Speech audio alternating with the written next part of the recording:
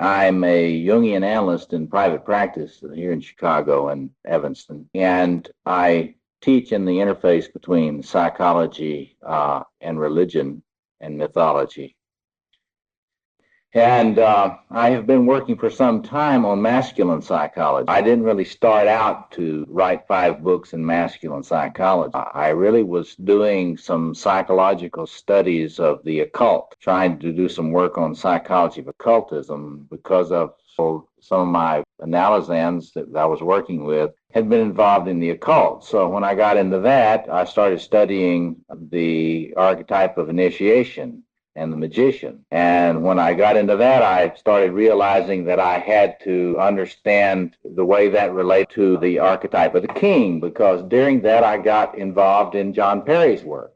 The one that's really important that's not in print now is the Lord of the Four Quarters, Myths of the Royal Father, which I've been in touch with John, and I'm trying to reprint that book in my Paulist Press series on Jung and spirituality, so it'll be available to look at. But this one, Self and Psychotic Process, his book, Roots of Renewal and Myth and Madness, and his latest book called The Heart of History. All of them turn on his discoveries about the king, the way the king archetype appears in the psyche, particularly during healing time. That really intrigued me. So I began to realize if I was going to understand the magician, I was going to have to understand the way that related to the king. And then as I worked on those things and began to become more and more aware of recurrent patterns that appeared in the psyche, I began to see the way in which the warrior in the form of knights and so forth kept coming up in the same context. And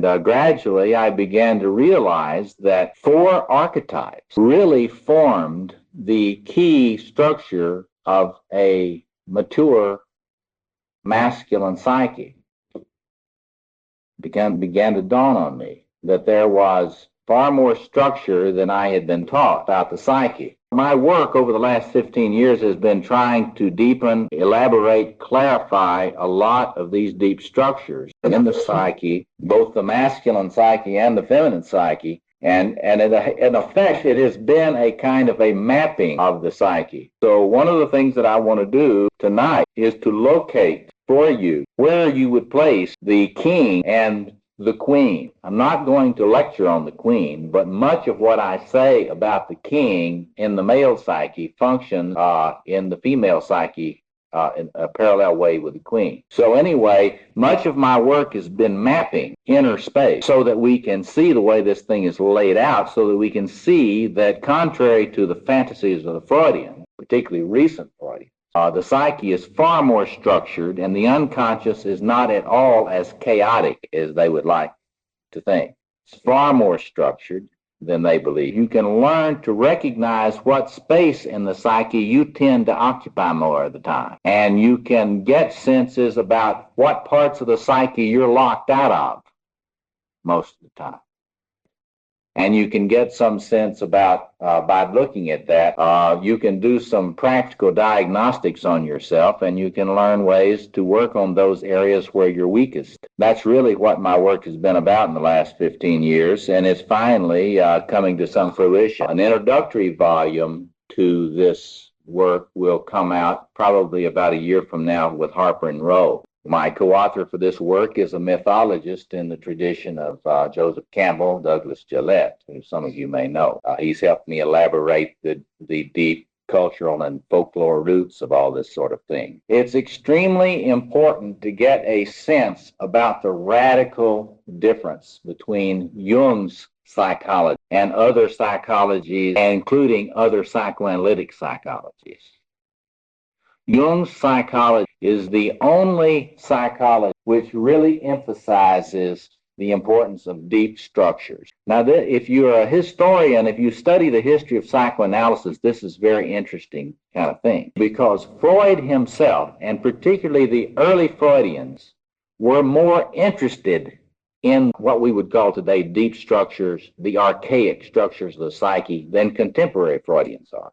In other words, if you go back and you study Freud's work and a lot of his early colleagues, you'll find a lot more interest in what we would call archetypes. For example, Freud's work on totem and taboo, his work on Moses and monotheism, his whole rap about the importance of the universality of the Oedipal complex. That stuff parallels Jung's interest in the collective unconscious. In fact, you can think about Freud's affirmation of the universal importance of the Oedipal conflict as a form of thinking about a collective unconscious. There are places in Freud's work where he admits as much. I also think of Otto Ranke's work. You may have seen his book, The Myth of the Birth of the Hero.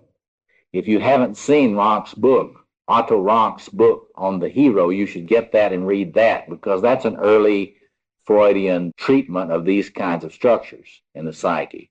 And there are many others. But with the development of psychoanalysis, particularly in America, it got more and more oriented toward what we call today ego psychology. And they got less and less interested in, quote, archaic structures of the psyche.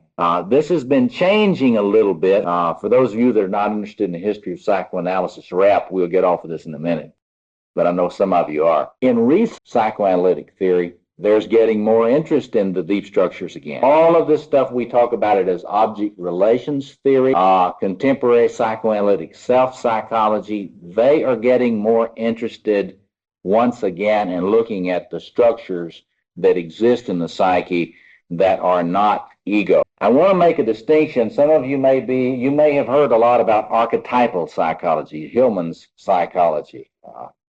Hillman is a brilliant man. I often say of James Hillman, he is the most brilliant Adlerian psychologist that I know, because his attitude toward the unconscious is one which de-emphasizes now deep structures. In a very important way, it's important to understand that archetypal psychology is not a psychology of the archetypes.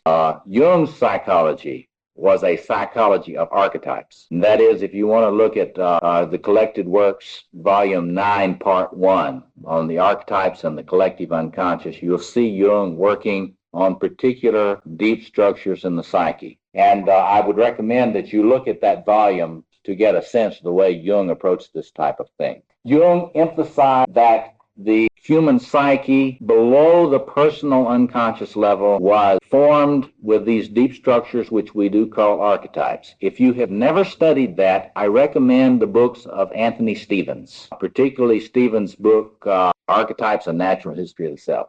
The term, the objective psyche, is a good thing to try to get your mind around, to get a feel for Jung's view. For Jung, the unconscious was something which was objective. It had structures that were not created by your ego. In other words, if you really got to studying the psyche, you would be studying patterns and structures and entities which were not created by your ego, which didn't come out of your personal experience, which were inborn, which were innate potentials in your psyche, and which manifest themselves in some way in your psychological functioning.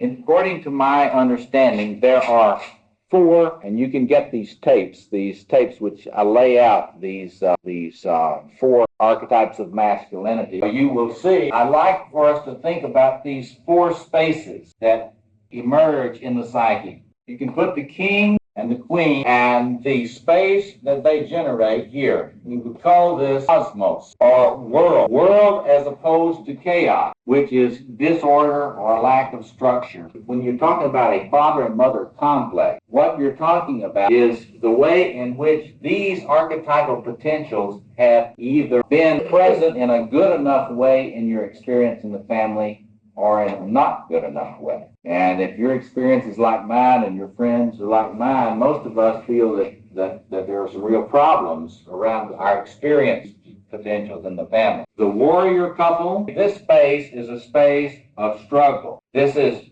the world of the mujaheen, the Islamic mujaheen, the person who struggles for God. This is the plane of spiritual warfare. This is, you can call this Armageddon. There's always an experience of this that generates an enemy. And you can talk about the enemy being on this end, and you can even say the male and female warrior in a positive sense are down here facing the enemy across the space. So whenever you get into that place where you're feel like you're constantly struggling and fighting, that's the space you're in the psyche. Everybody knows you need to work out your body to get physically fit. But what about your mind? To grow mentally mature as a man, you need to develop the king, warrior, magician, and lover inside you. And just like your body, these parts need training, an inner workout. But it all starts with knowing yourself, knowing which muscles in your psyche need work. If you've taken our free masculine test, you already have an idea. If you're ready to start doing the work, our Sovereign Man course is your next step. It's practical, actionable shadow work designed to help you do a deep dive, to craft a personal action plan that targets your shadow areas. You'll also get access to the Soul Gym, a private online space where men like you come to push each other toward real growth. So if you're ready to do your inner workout, click the link in the description to get started today.